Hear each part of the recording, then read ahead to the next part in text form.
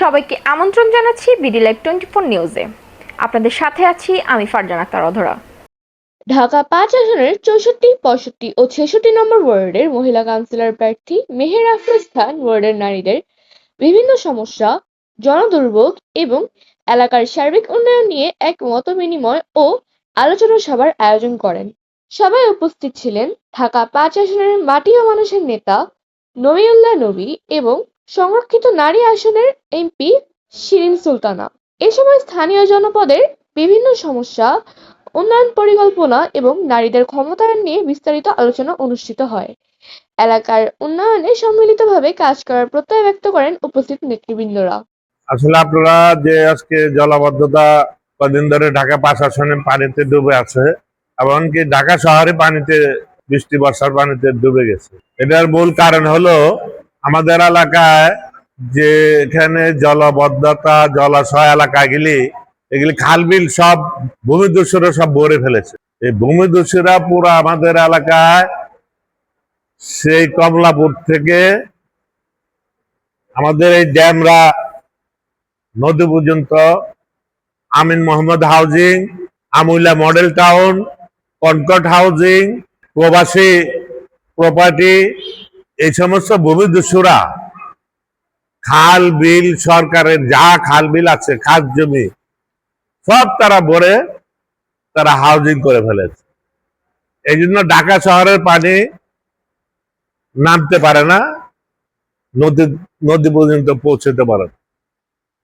যে পর্যন্ত সরকার এই ভূমিদস্যুদের বিরুদ্ধে ব্যবস্থা না করবে, সরকার এই খাল বিল এগুলি পুনরুদ্ধার না করবে, সে পর্যন্ত ঢাকা শহর জলাবদ্ধতা নিরসন করা খুব কঠিন হয়ে পড়বে। তাই আমি আমাদের সরকার প্রধান দেশ নায়ক তারেক রহমান এবং ঢাকা সিটি কর্পোরেশনকে অনুরোধ করব যে আপনারা এত চারিদিক ঘোরাঘুরি না করে ঢাকা শহর জলাবদ্ধতা নিরসন করতে হলে একমাত্র হলো আউটলাইন গুলি এই ভূমিদস্যুরা তারা হাউজিং করে তারা ভরাট করে ফেলেছে। সরকারি জায়গা, সরকারি খাল, সরকারের বিল, সরকারি খাস জমি, সরকারি পতিত জমি তারা সব নিজেরা দখল করে এই জলাশয় এলাকাটা আমাদের এই ঢাকা ৫ আসনের মধ্যে দিয়ে ঢাকা শহরের এই পানি গুলি বাহির হইতে আউটলাইন এগুলি তারা দখল করে নিয়েছে।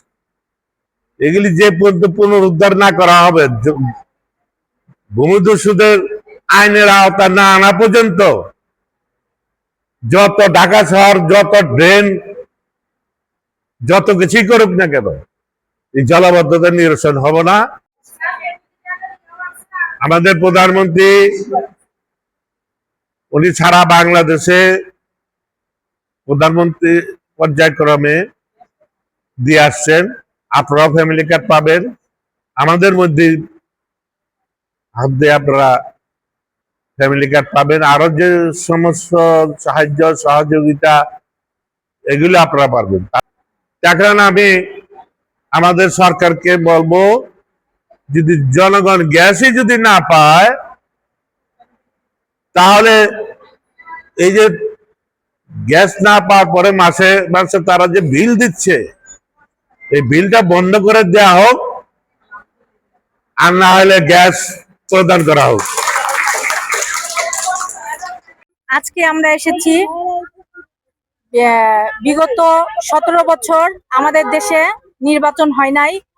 ফ্যাসিস্ট হাসিনা সরকার সুষ্ঠু সুন্দর অবাধ নির্বাচনের মাধ্যমে দেশ পরিচালনা করতে পারে নাই। এর জন্য দেশে অরাজকতা, নানান ধরনের অশান্তি, বিশৃঙ্খলা।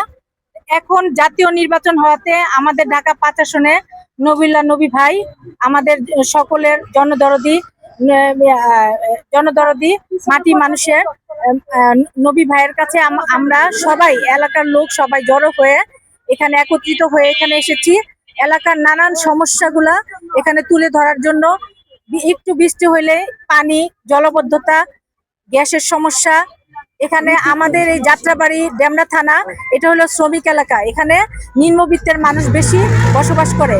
তাদের অনেকেই বেশিরভাগই মহিলা কর্মজীবী এবং পুরুষ কর্মজীবী মহিলারা সুষ্ঠু সুন্দরভাবে তারা অনেকেই অনেক কাজ থেকে বঞ্চিত, তারাও তাদের সমস্যাগুলা আজকে এখানে তুলে ধরবে। এর জন্য আজকে এই সবাই একত্রিত হয়ে যার যার নিজ উদ্যোগে সবাই একত্রিত হয়েছে এবং একত্রিত হয়ে সবাই আজকে আমরা নবী টাওয়ারে নবিল্লা নবী ভাইয়ের কাছে এবং আমাদের ঢাকা 5 আসনে সংরক্ষিত নারী আসনের মহিলা এমপি শিরিন আপা দুইজনের কাছে আমরা আমাদের সমস্যাগুলো তুলে ধরার জন্য একত্রিত হয়েছি।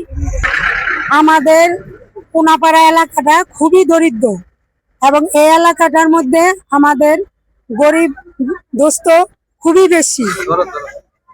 আমাদের এলাকার মানুষের চাহিদা একটা কর্মস্থল এবং জলবায়ুতেও ভোগান্তি আমরা। আমাদের অনেকজনের অনেক ধরনের আবেদন আছে, যেমন ফ্যামিলি কার্ড এবং কি গ্যাস বিদ্যুৎ বিল, পরে রাস্তাঘাটের যে অবস্থা জলাবদ্ধ, এগুলোর অনেক সমস্যা। আমাদের এই নবিউল্লাহ নবীর কাছে অনেক আবেদন আছে যে আমাদের সবার আশাটা পূরণ করবে, আমাদের ইচ্ছাটা সে দেখবে আর আমাদের পাশে সে থাকবে। নবিউল্লাহ ভাইয়ের কাছে আইছি, যদি আঙ্গ দয়া করে, কারণ আমরা বাড়িটা ভাড়া পাই ঢাকা শহর, যদি আঙ্গ দয়া করে দেয় তাহলে আমরা ফ্যামিলি কার্ড আর যদি যোগ্যতা থাকে আমরা ভাবো, আর না পাওয়ার থাকলে তার কিছু করার নেই। আমাদের দাবি আমরা